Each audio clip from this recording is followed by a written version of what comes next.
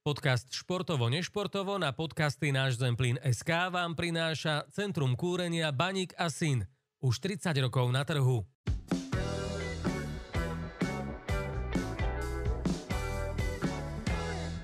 Zdravím divákov podcastu Športovo-nešportovo na webe podcasty nášzemplín.sk. Naším štvrtým hosťom v tejto sérii je hlavný tréner MFK Zemplín Michalovce, pán Peter Struhár. Dobrý deň všetkým. Poďme teda na tradičnú anketu, blesková zoznamovačka, v ktorej sú dve možnosti a treba si vybrať jednu odpoveď, ktorá vám alebo tebe teda je srdcu bližšia. Poďme na to. Messi alebo Ronaldo? Ronaldo. Hokej alebo hádzaná? Hokej. Beh alebo bicykel? Beh. Vyhrať 1-0 alebo vyhrať 5-4? 1-0. Tradičná odpoveď od trénera obrancu. Vyhorlad alebo šírava? Šírava. Tričko alebo košeľa? Tričko. Káva alebo čaj? Káva. No a tradične pivo alebo kofola? Kofola. Tak to isté odpovedal aj tréner Petruš, ktorý si zvolil kofolu. Zatiaľ je to 2-2 na tieto výbery. No a tréner Petruš 3 dni potom, ako sme odvysielali náš stream a náš podcast, skončil na lavičke MFK Zemplín Michalovce, takže neobávaš sa nejakého podobného scenáru? Tak dúfam, že to nebude tak rýchle a chcem tu určite trénovať dlhšie a hlavne chcem odviesť dobrú robotu s mužstvom, aby sme sa posunuli v tabuľke vyššie. Základom bude určite herne prilákať na tribúny ľudí, to je samozrejme alfa omega, bez toho to nejde. Keď si prišiel do Michalovec, v akom stave si našiel kabínu? Boli hráči s tým jedným bodom na spodku tabuľky, možno takí so zvesenými hlavami medzi ramenami, alebo už to, že prišiel nový tréner, ich nejak nakoplo? Tak myslím si, že ten impuls dostali do kabíny a mali sme málo času, ale fakt veľa roboty sa spravilo individuálnymi pohovormi, či už v skupinách, možno s tými zahraničnými hráčmi, ale aj individuálne, kde sme si pozvali tie osobnosti týmu, kde nám povedali, že partia je fajn, čo to nás veľmi tešilo, že tí chlapci chcú ťahať za jedno, len povedali takú peknú myšlienku, že každý z nás tam musíme dať niečo zo seba ešte viac. Hej, že sú si toho vedomí, že majú to v sebe, len tá, tak by som povedal, seba dôvera a sebavedomie ešte tým chalanom chýbalo, ale tieto posledné zápasy, čo sme hrali a získali sme v podstate body, tak určite im to prihrá k tomu, že to sebavedomie by malo ísť vyššie a vedeli by sme byť vyrovnaní dvom súperom, ktorí sú v podstate stálymi účastníkmi a myslím si, že sú to dobré mužstvá a boli sme im vyrovnanými súpermi. Keď si hovoril, že teda prvotný aspekt bola motivácia, teda nájsť reč s hráčmi a nejak ich motivovať. Čo ťa ale ako prvé napadlo, keď si možno už aj podpísal zmluvu s Michalovcami, keď ste sa dohodli, že čo bude prvé, čo musíš urobiť a nejak niečo zmeniť? Tak každý vnímal Michalovce, že majú jeden bod a inkasujú hlavne veľa gólov. Takže takou prvotnou úlohou celého nášho realizačného týmu bolo stabilizovať organizáciu hry celého mužstva, nielen obranej formácie v defenzíve, čo si myslím, že sa nám podarilo. V posledných 2 zápasoch sme dostali 1 gól a od toho sme sa chceli odraziť, lebo vieme, že čo sa týka kreativity a aj možno zložením toho mužstva a tých hráčov, vieme, že tú ofenzívnu časť majú lepšiu. A na tomto by sme chceli v podstate stávať, že sa odraziť od tých základov a prechádzať do strieľania gólov a tým pádom, keď budeme fakt stabilní vzadu a nejaký ten gól dáme, tak budeme mať aj viac bodov. Presne to ma aj tak trochu napadlo, že Michalovčania stále boli ešte či už v druhej lige alebo prvej lige, aj súperi ich tak vnímali. Hovorilo sa o tom, že hrajú pekný ofenzívny, atraktívny, kombinačný futbal. V posledných rokoch trochu mužstvo strátilo tú tvár. Čiže je tvojim cieľom postaviť tým na pevné nohy defenzívy a opäť mu vrátiť niečo podobné, ako to bolo v minulosti? Tak áno, ten potenciál, čo sa týka tej kreativity a tej hernosti je tu veľký, si myslím, a ten nebudeme chcieť vôbec brzdiť, ale proste musia byť určité princípy, ktoré budeme chcieť, aby sa dodržiavali, či už v defenzíve, či v ofenzíve a ja si myslím, že im to len môže pomôcť v tej ofenzívnej fáze, že tie góly a myslím si, že aj ten raz posledný zápas ukázal zaujímavý fotbal pre divákov, že boli tu jednotlivé akcie, či individuálne prieniky, takže myslím si, že sa k tomu určite vrátime. Kde by káder možno ešte potreboval trochu doplniť, posilniť? Kde ho najviac tlačí Topánka? Tak určite tá pozícia, ako už som to deklaroval, hrotového hráča nám tu chýba a potrebujeme v podstate mať deviatku, ktorá nám bude vedieť dať, ja hovorím, aspoň 7-8 gólov za sezónu. Keď sme sa bavili aj o tej defenzíve, tak z začiatku sezóny sa hľadal taký nejaký vhodná formácia. Častokrát boli aj médiami, aj fanúšikmi kritizovaní Marianovič, Volanakým, že sú príliš mladí, že kopili chyby. Teraz prišiel Jeržábek. Vyriešiť ten problém on, alebo vidíš to tak, že už sa rieši ten problém v defenzíve aj vďaka jeho príchodu? Tak áno, Mišo je najskúsenejší hráč. Je pravda, že prišiel neskôr, musel sa, i keď tu hrával, ale musel sa žiť s tým novým ústvom. Je to v podstate novotvorené, 12 hráčov odišlo v lete, takže aj to malo možno vplyv na tie výsledky. Ale pomaličky sa tá defenzíva stabilizuje a ja tých našich mladých hráčov by som vôbec nejak za to nekritizoval. Možno boli na niečo zvyknutí, ale teraz pomaličky pôjdeme tými systémovými vecami aj do nich, a aby trošku taktickejšie hrali a aby tú skúsenosť práve od Miša získavali. Spomínal si aj Igora Žovčáka. Bol možno aj on takou výzvou pre teba v tom, že si prijal Michalovský klub a že si prijal Michalovskú ponuku? Je pre teba vlastne výzvou aj to, že je to starší hráč vlastne ako ty, lebo ty máš 39 rokov, on má 40. Takže berieš toto ako výzvu? Tak s Igorom sa poznáme aj osobne, aj z čias, keď sme hrávali proti sebe. Každý vieme, akú kvalitu má, akú kariéru v podstate spravil a aktuálne je vo veľmi dobrej kondícii. A každému trénerovi taký hráč môže len pomôcť a byť tou predĺženou rukou, čo dúfam, že v Igorovi bude mať.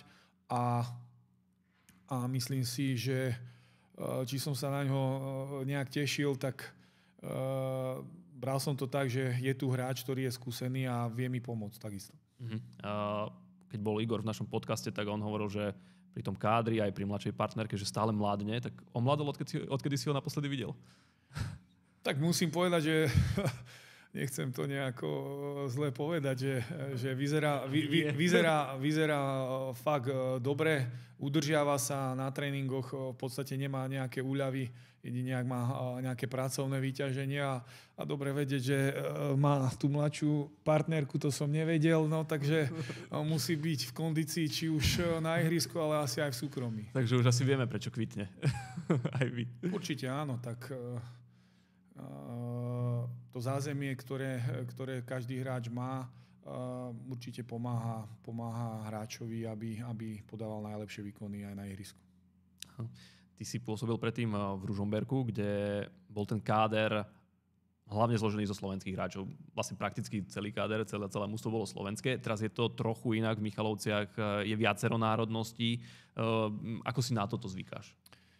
Tak musím povedať, že tá filozofia taká bola v Ružomberku a toto bola jedna z vecí, ktoré ma motivovali ísť do Michaloviec, že tešil som sa na prácu so zahraničnými hráčmi, lebo v podstate človek si to môže vyskúšať, aké majú mentalitu, zlepšiť sa, jasná vec, že v jazyku a v tej komunikácii s nimi, či už psychológia tam bude takisto trošku odlišná a tiež si to bude musieť zvyknúť, vnímať tú ich odlišnú mentalitu a na toto som sa tešil a bola to taká výzva pre mňa. Prekvapilo ťa niečo, že si teda mal tých slovenských hráčov zväčša a teraz možno nejaký zahraničný a tak to by som nečakal, že toto sa môže stať? Tak musím povedať, že trošku problémy mám s Henrym Bahim, lebo ten po anglicky nevie, ale je to také zaujímavé, že zoberiem si telefón a prekladám to cez translator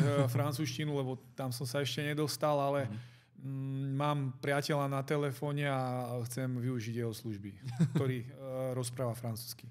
Takže naučí sa aj nejaké slovíčko po francúzsky teraz. Asi áno. Keď sme spomínali ten Ružomberok, tak s ním si dosiahol perfektný úspech. Naozaj druhé miesto pred 2 rokmi. Mňa osobne to prekvapilo, príjemne, naozaj perfektné umiestnenie. Ako si na to spomínaš? A neberieš to možno, že to ostalo aj také trochu nedocenené, lebo naozaj ten kader bol čisto slovenský, s veľmi mladými hráčmi. Ty ešte ako veľmi mladý tréner, naozaj fantastický úspech pre ružomberský klub. Tak nedocenené. Pre niekoho asi áno. V médiách sa často píše o Dunajskej, o Spartaku, teraz Podbrezová, ale Ružomberok ani vtedy to nebol až taký boom a pritom to bolo veľké umiestnenie.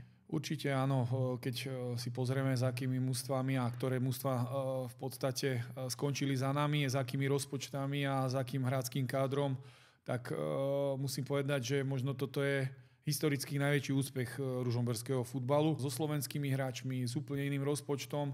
Takže tým, že aj trénerský štáb bol mladý, tak si myslím, že fakt ten úspech bol veľký a myslím si, že až časom si to niektorí ľudia, či už z klubu alebo majitelia úplne tak uvedomia a ocenia to ešte viac, lebo to druhé miesto tam bude. Každý z nás, ktorí sme mali na tom zásluhu, vieme, že čo za tým stálo. A v tej kronike budeme a myslím si, že to, čo si možno druhý neuvedomujeme, si uvedomujeme. Ako som spomínal, veľký úspech, počiarknutý tým, že v ankete futbalista roka v kategórii tréner si v roku 2022 skončil na 2. mieste za už povedzme legendárnym Vladimírom Vajsom starším. Bolo toto takým ocenením, že tak áno, robil som to dobre a ešte ma aj zaujíma, že od koho ťa možno najviac potešila gratulácia za toto 2. miesto? Tak musím povedať, že aj keď som robil prácu, tak ja som vždycky nejak obdivoval trénera Vajsa, lebo je to najúspešnejší náš tréner aktuálne, áno. Takže treba sa od tých najlepších učiť, i keď je svojský. S tým, že byť za takouto personou bolo veľmi dobré známkovanie a myslím si, že to možno trošku vyznie, že som namyslený, ale za tú prácu celého nášho mužstva to umiestnenie bolo popravde a veľmi ma to teší. Presuneme sa do minulej sezóny. Možno to bude taká trochu nepríjemná otázka, ale 7. miesto. Bolo až takým veľkým neúspechom pre ružomberský tím, že teda musel skončiť tréner? Ja viem, že to možno nie je úplne otázka na teba, ale ako si to vnímal? Lebo poviem úprimne, mňa by to sklamalo po takej veľmi dobrej sezóne a v tých podmienkach, aké boli, tak asi by ma to trochu mrzelo a navyše vnímal som tam už v minulej sezóne, že počas toho ročníka to bolo, že nejaké ultimátum, toľko a toľko bodov je potrebných získať. No a mesiac, myslím, že pred koncom zmluvy už bolo jasné, že tam neostaneš. Ako vravím, mňa by to mrzelo, ako si to vnímal ty? Tak myslím si, že nebolo jasné, že začnem od konca, že skončím, lebo každý nejaký, by som povedal, špecialista alebo profi, ktorý sleduje ten futbal, tak vie, že ani tá druhá sezóna nebola až taká zlá, lebo do posledného kola sme bojovali o pohára a to v Ružomberku je najdôležitejšie, aby ten prínos peňazí bol z pohára a bojovali sme vlastne so Žilinou do posledného kola, takže tam sa ešte nevedelo vôbec, ako to skončí a moja zmluva bola postavená do konca sezóny, ale ak sa v podstate získa pohár alebo budeme v tej prvej šeske, tak sa to bude brať ako úspešná sezóna. Hovorím, ten jeden zápas nám nevyšiel, ale dostali sme sa o ten pohár, takže z tohto dôvodu si myslím, že nebola vôbec neúspešná pri tom, čo nás čakalo počas nej, že sme hrali Európu, že sme sa dostali cez prvé predkolo, čo bol hlavný cieľ, aby sme zarobili a hlavne, aby chalani si skúsili tú európsku skúsenosť, lebo sme mali mladých hráčov, takisto pre nás celý stav to bola skúsenosť.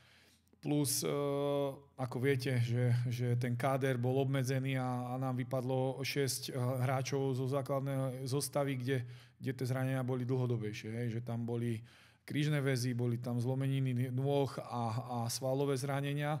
Takže by som povedal, tí odborníci vedia, že ako bola poznačená tá v podstate súťaž.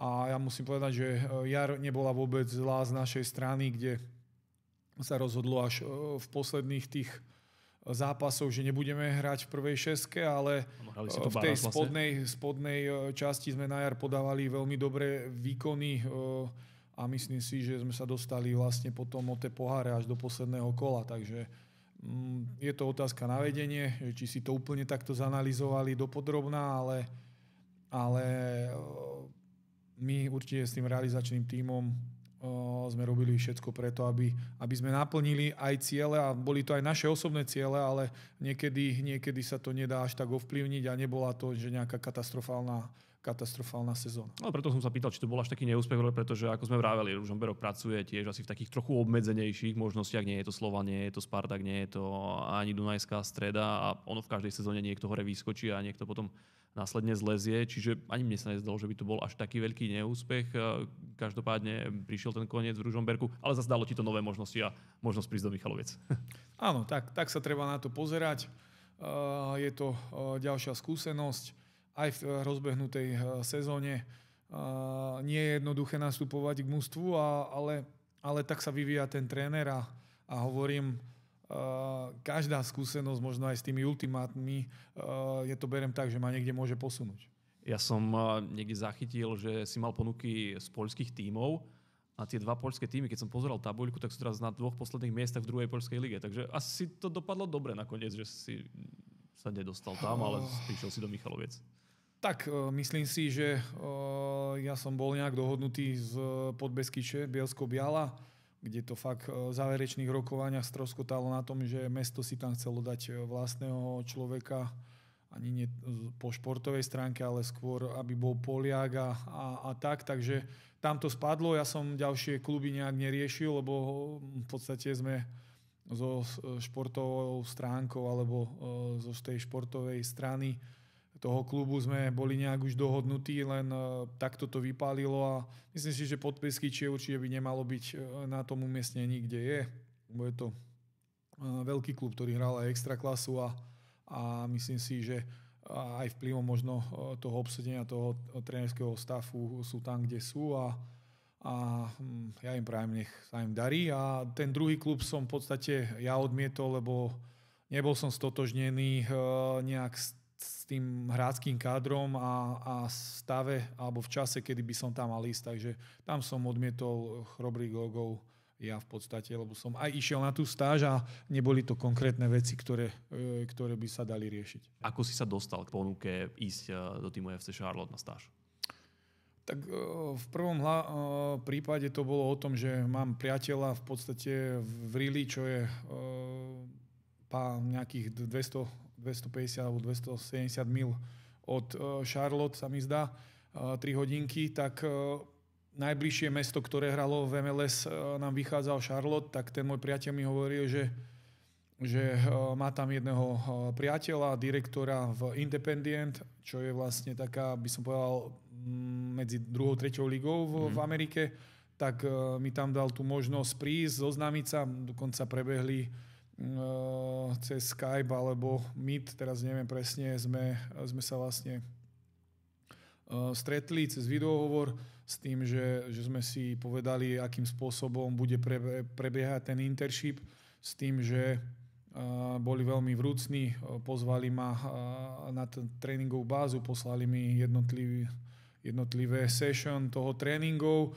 a musím povedať, že popri tom som prišiel na ten Charlotte, že jedno ihrisko v podstate trénoval Independent a druhé FCB, s tým, že potom som si ten kontakt nadviazal priamo tam na tom ihrisku, kde som väčšinou komunikoval s trénerom Tavarezom, ktorý bol Portugalčan a viedol Bčko Charlotte. V čom boli možno také najväčšie tréningové rozdiely alebo rozdiely v tých tréningových metodách oproti možno európskemu alebo slovenskému futbalu s tým, čo fungovalo v Amerike? Tak ako je známe, to Charlotte chce v tom MLS byť fakt veľmi silný tým, že vytvoril tým toho Bčka, ktorý hrá vlastne Next Pro MLS súťaž a sú v nej prví, takže tá kvalita tam je vysoká a zameriavajú sa na mladých hráčov, ktorých potom budú zo svojho vlastného mužstva, aby nemuseli kupovať drahých hráčov, zapracovať do Ačka a videl som tam veľkú kvalitu každého jedného jednotlivca.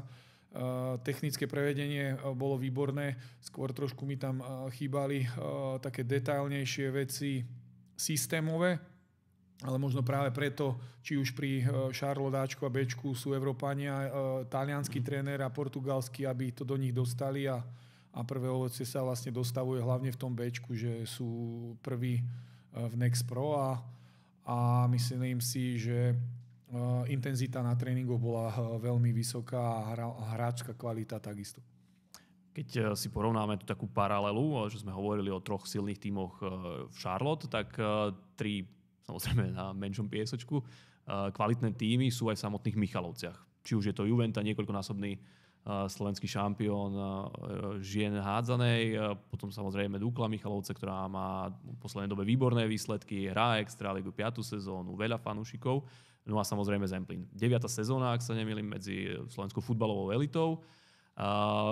Tak ako možno porovnávaš toto na jednej strane a či si vnímal možno aj v Amerike tam nejaký ten taký marketingový vplyv, ktorým sa snažili prilákať ľudí na štadióny?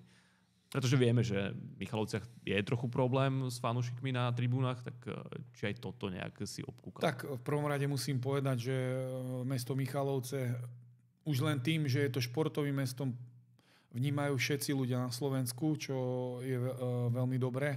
Hokej veľmi kvalitný, majú tu zaujímavých zahraničných hráčov a musím sa priznať, že už nejaký ten zápas som pozeral v televízii, čo nebol som zvyknutý pozerať, ale... A fandil si Michalovciam. Fandil som Michalovciam. Jeden zápas fantasticky odohrali na ľade za Bratislave. Áno, so Slovanom. Bratislave. A potom trošku prekvapujúco prehrali 4-0 s Bystricou, kde pomer strel bol cca dvojnásobný. Michalovci ale prehrali 4-0, ale tá kvalita tam je vysoká a som rád, že alebo sú Michalovce tým športovým mestom. A čo sa týka týchto troch subjektov, možno po vzore akurát toho Charlotte by to bolo veľmi zaujímavé takisto tu vytvoriť nejakú tú komunitu fanúšikovskú vzájomnú a mohlo by to priniesť len prospech pre všetkých. Čo sa týka Charlotte, dobre, že sa na to pýtaš, lebo v podstate ten marketing tam je neskutočný a otvorili najväčšie facility centrum v Amerike, aktuálne možno od januára je otvorené a mal som to šťastie, že ma tam predstavenstvo Charlotte pozvalo a vlastne urobil mi nejakú tú exkurziu a bol som veľmi prekvapený z tých obrovských priestorov, ktoré boli hlavne vytvárané pre marketing, kde v strašne veľkej v podstate budove stred a oni to hovoria, že takým srdcom toho Charlotte boli stolíky s počítačmi, kde pracovalo 100 ľudí a riešilo len marketing, ale mali vzťahy vytvorené či s hráčmi, či s učiteľkami, ktoré tam boli už pripravené pre hráčov. Takže videli, že vlastne my musíme podať dobré výkony a tu nás sú tí ľudia, ktorí to predajú a tým pádom tam tá komunita bola fakt veľká a preto tá popularita celkovo športu v Charlotte je veľká. Čiže vidíš to cestu možno v takom spájaní, nie zbytočnej segregácii. Určite áno, netreba to oddelovať. Fanúšik Michalovec by mal byť len jeden, lebo tu žije a musí v podstate podporovať tým svojimi hlasivkami, myslím si, každý jeden šport. Podcast Športovo-nešportovo na podcasty Náš Zemplín.sk vám prináša Centrum kúrenia Baník a Syn. Už 30 rokov na trhu. Poďme teraz trochu ešte zabrnúť aj do tvojej hráckej kariéry. Ty si rodák z Martina. Ako sa hráč, respektíve chalan, ktorý začína hrať futbal v Martine, prepracuje videl som tam české hranice, myslím Turany, až k bratislavskému Slovanu? Tak áno, vyrastal som v Martine, kde sa založili športové triedy, kde sa robilo na vysokej úrovni, kde sme sa v podstate dostali do dorasteneckej lígy a tým pádom ten základ sme mali veľmi dobrý, chodili sme do zahraničia a následne sme prešli ako mladí už aj k tomu martinskému futbalu, kde sa hrala aktuálne vtedy nejaká 3. liga.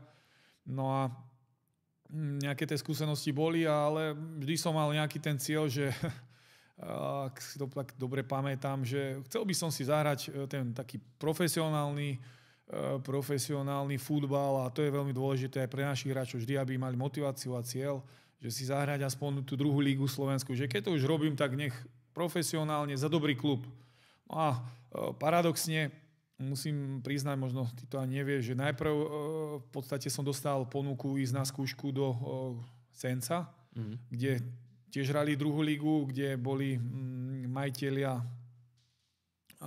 z Nemecka, tak som mal aj od Valoviča v podstate ponuku tam prísť na skúšku, ale ten klub mi nejak nesedel z toho dôvodu, že ja som akurát maturoval a dozvedel som sa od Ľuba Michalíka a ďalších hráčov, že proste oni ťa ani nepustia na maturitu a tak a ja som vždycky chcel si najprv tieto veci dokončiť a myslím, že je to dôležité. Tak som odovzdal na druhý deň kľúčik tomu Arigonimu, čo bol športový riaditeľ, že ja idem domov. No tak som potom hrával pol roka v Šťavničke a vedel som, že chcem ísť na vysokú školu do Bratislavy a prišla ponuka za trénera Jankecha, ktorý vlastne Slovan bol takisto v druhej lige, že aby som prišiel na skúšku.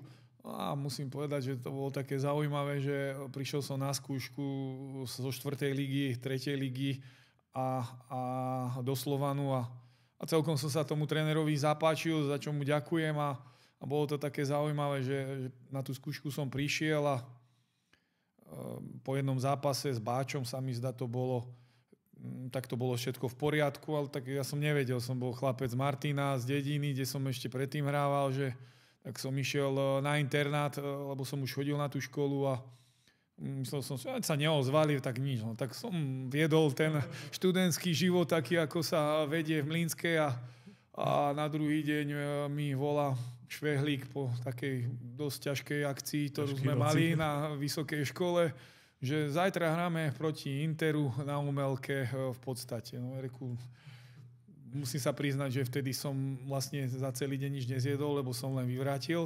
No tak sme šli na druhý zápas a vyhrali sme 1-0, ale musím povedať, že Inter bol lepší, ale tých 90 minút bolo asi najdlhších a najťažších pre mňa, nejak sa to zvládlo. No a po tom zápase vlastne mi povedali, že by chceli so mňou akože uzatvoriť zmluvu. Tak som sa ocitol v Slovane a potom už tak moja kariéra v podstate išla cez Slovan, Petržalku, Čechy, Maďarsko, Rakúsko, Slovensko, takže takýmto spôsobom, také zaujímavé to bolo. Keď si spomenul tú party, tak ju si vlastne otrpel potom dvakrát. Tak áno, otrpel som si ju deň predtým, v 39-ke sa volal ten klub. Niektorí poznajú, veď z východu som mal aj do spolužiakov, takže s nimi sme to tam nejako oslavili a musím povedať, že sú to fakt pekné spomienky, že ten mladý organizmus ešte dosť toho znesie, no ale teraz si to neviem predstaviť. Berieš to ako takú zrážku osudu, že vlastne Slovan, veľký pojem, vtedy vypadol do druhej ligy a paradoxne tebe to pomohlo, lebo si sa mohol dostať práve do takéhoto veľkého tímu. Tak to hovorím, že ten cieľ alebo nejaké sny by mali mať aj terajší hráči, ale zase neprehnané, že chcem hrať hneď v Chelsea alebo aj neviem v Reále Madrid. Ale ja som si dal menší cieľ, ale v podstate chcel som hrať za dobrý klub a mne sa to podarilo, že hneď sme vlastne od zimy som tam bol. Na jar sme vlastne vyhrali, druhý sme skončili. Vtedy postupovali Košice, Senec a Slovan. Takže sme postúpili do ligy a ten sen sa mi vlastne splnil. Takže treba si ísť za tým svojím cieľom, ale človek musí k tomu jasná vec priložiť tú ruku, aby to dosiahol a vždy je tomu chcení. V sezóne 2008-2009 sa stal Slovan majstrom a ty si tam pôsobil, aj keď si bol, myslím, na hosťovaní v Petržalke. Dostala sa aj k tebe nejaká medaila? Tak áno, tak vtedy v podstate jeseň som odohral za Slovan majstrovský a tým, že sa vtedy prechádzalo pretransformovať vlastne Petržalku so Slovanom a takisto majiteľ Kmotrik tam pomaličky vlastne išiel, tak tá výmena tých starých hráčov prechádzala cez tú Petržalku, ale musím povedať, že tá polsezóna v Petržalke mi dala najviac a o toto bolo krajšie, že v podstate Petržalka s mladými hráčmi sme sa vtedy v podstate predali, keď dostal som návrh novej zmluvy na ďalšie 3 roky, tak nám dala strašne veľa tým mladým hráčom a niektorí boli reprezentanti a určite je to taký dobrý vzor aj pre terajšie kluby, že tí mladí hráči proste musia dostať tú minutáž, aby mohli napredovať. Keď si to spomínal a spomínali sme tú sezónu, tak v tom období aj to nebolo také dominantné, nebol tam dominantný Slovan a potom ďalšie týmy. Vtedy aj tie tituly získavala Žilina, Slovan, myslím, že ešte aj predtým Petržalka nejako tesne. Bola vtedy liga vyrovnanejšia ako je dnes? Lebo keď sme sa bavili o tom hokeji, tak teraz dá sa polemizovať, či je liga najlepšia v histórii, to možno nie, ale určite je najvyrovnanejšia, hokejová súťaž najvyššia. Kdežto vo futbale je to trošku mi príde akoby práve naopak. Tak myslím si, že vždy v tých sezónach sú nejaké podmienky, alebo sa inak vyvíjajú tie sezóny, či už tie mužstva buď hrajú poháre, to má veľa aspektov, ktoré to môžu ovplyvniť, ale najväčší asi rozdiel bol v tom, že bolo veľmi veľa takých skúsenejších hráčov a tí mladší sa tam dostávali trošku ťažšie do tých zostav a najväčší rozdiel bol určite v tej fanúšikovskej základni a derby, ktoré sme my hrávali, hej, že tam bol ešte Inter, Petržalka a Trnava, vtedy Dunajská až tak nebola hneď tam. Keď som hrával tú ligu za Slovan, tak tam boli pochody proste, kde 5 000, 6 000 ľudí pochodovalo Bratislavou, Trnavou a toto možno dalo tomu taký väčší cvenk a tú rivalitu, kdežto tu to až tak nevidím v týchto sezónach, ale zase prišli nové mužstvá, ako je Podbrezová, ktorá hrá veľmi zaujímavý futbal. Žilina si dlhodobo udržiava tú svoju výkonnosť tej dravosti, rýchlosti a mladých hráčov, takže tá liga sa nám vyrovnáva a tým môže byť zase zaujímavá pre divákov. Spomínal si aj zahraničné pôsobiská. V nejakom rozhovore si hovoril, že najradšej spomínaš na Nereďazu, že tam si zažil také najlepšie obdobie, čo sa týka tých zahraničných klubov. Možno prečo to tak bolo? Tak tým to bolo, že to zázemie toho klubu bolo veľmi dobré a musím povedať, že trénera Senteša, ktorý pôsobil aj v zahraničí a pracoval so zahraničnými hráčmi, tak bolo veľmi dobré, vedel s nimi pracovať a keď tak zoberiem celkovo aj ten mimo futbalu život, tak v Maďarsku sa fakt ten futbal posunul a bolo cítiť, že si tam či fanúškovia alebo klub vážia hráčov viac ako na Slovensku, takže z tohto dôvodu si myslím, že mali sme veľmi dobre vytvorené podmienky na to, aby sme sa cítili ako hráči. V sezóne 2009-2010 si pôsobil v Slovácku, v Moravskom tíme v Českej republike. Ten tím pôsobí dlhodobo v najvyššej českej súťaži, ale väčšinou napomedzi nejakého stredného umiestnenia, nižšie v tabuľke, ale v posledných rokoch sa veľmi zdvihol. Aktuálne je 5. v posledných 3 rokoch, za každým skončil do 5. miesta. Čo možno hovoríš na to, že tento tím takto narástol? Lebo problém s ním majú aj či už pražské týmy, Plzeň, naozaj je to veľmi nepríjemný super. Tak myslím si, že určite sa tam veľmi dobre pracuje na výbere hráčov, kdežto musím povedať, v sezóne, keď som tam ja prišiel, sme mali trošku viac tých problémov zložiť ten tím, skladal sa na poslednú chvíľu, dokonca ja som tam mal v prvých zápasoch zlomený nos, keď si pamätám, takže tá sezóna sa nerozbehla dobre, my sme dokonca prehrali v pohári a čo sa nemalo prehrať, takže bola nejako ovplyvnená tá sezóna a terajšie výsledky, či už v Európe alebo v líge dlhodobo Slovácko patrí do tých, by som povedal, prvých 6 tímov v Českej líge a to zázemie je tam veľmi dobré, fanúšikovské zázemie, aj podpora je obrovská, lebo aj v mojich časoch to tak bolo a panuje tá atmosféra taká istá, že oni tam vedia predať proste 3,5 tisíca pernamentiek už pred sezónou. Takže keď som tam podpisoval zmluvu, mi ukázali číslo 3,5 tisíca predaných pernamentiek, no tak jasná vec, že som sa tešil ako futbalista na to, že budeme hrať vždycky pred 5-6 tisíc ľuďmi a fakt to bolo fajn a tí ľudia sú tam za to vďační, že hrajú ligu. Hej.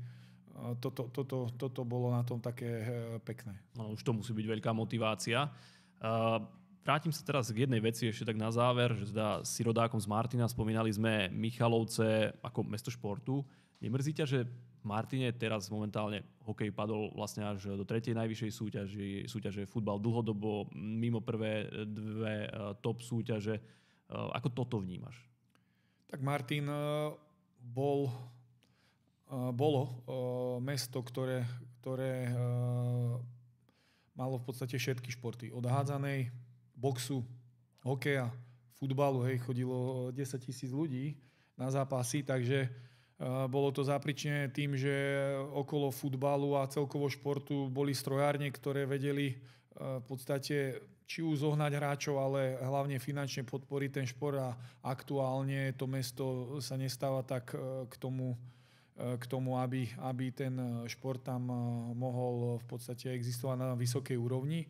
Ale zase musím pochváliť funkcionára napríklad futbalu, že teraz FOMAT Martin začal taký projekt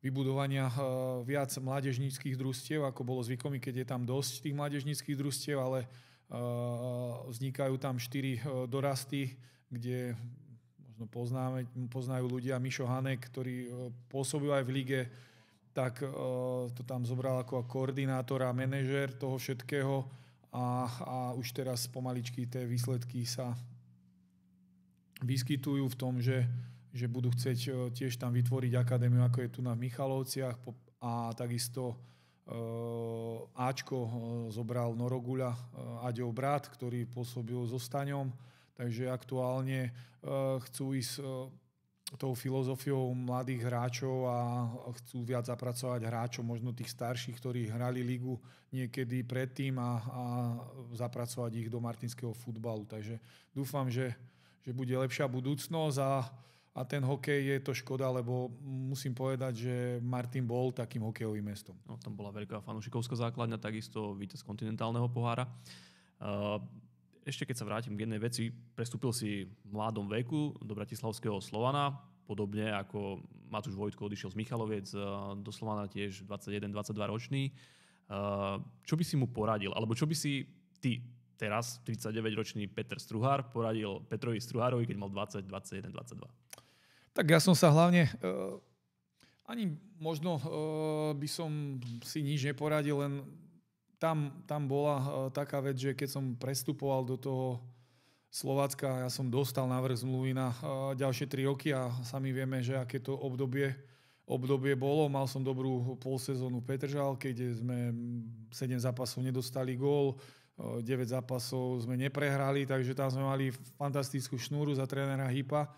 Tak tam tá ponuka prišla a možno tá kariéra moja by sa trošku inakším smerom smerovala, keby napríklad som prijal tú zmluvu a predložil Slovania, ale my sme takisto mali hráčov, ktorí vedeli dať 10 gólov v Českej lige a prišiel na Slovensko a dal 1 gól do Slovanu a aj bol to kvalitný hráč, ale proste to prostredie nie je jednoduché pre tých mladých hráčov a je to o tej osobnosti, takže určite možno je to viac o komunikácii a v dnešnej dobe sú aj nejakí psychológovia športoví, takže možno takýmto nejakým mentálnym tréningom v dnešnej dobe by som asi tak poradil tým hráčom. Stalo sa ti, že keď si prišiel niekedy do kabíny, nemusíš menovať samozrejme, bol tam aj taký nepríjemný hráč? Možno hlavne v tých takých veľkokluboch, lebo viem, že Jan Koller hovoril o tom, že keď prišiel do Sparty a začalo sa mu tam dáriť, tak trochu Horst Siegel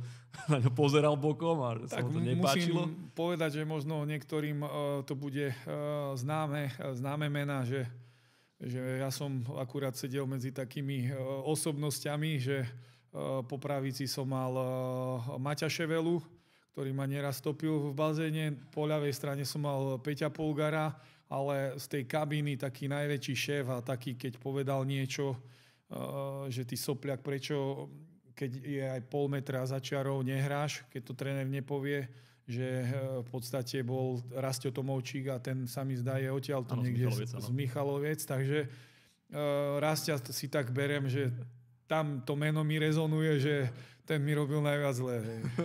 Tak snáď ho v Michalovciach stretneš a si to vyrozprávate. Není problém. Na záver sa stále pýtam, čo máš najradšej na športe, ktorý robíš?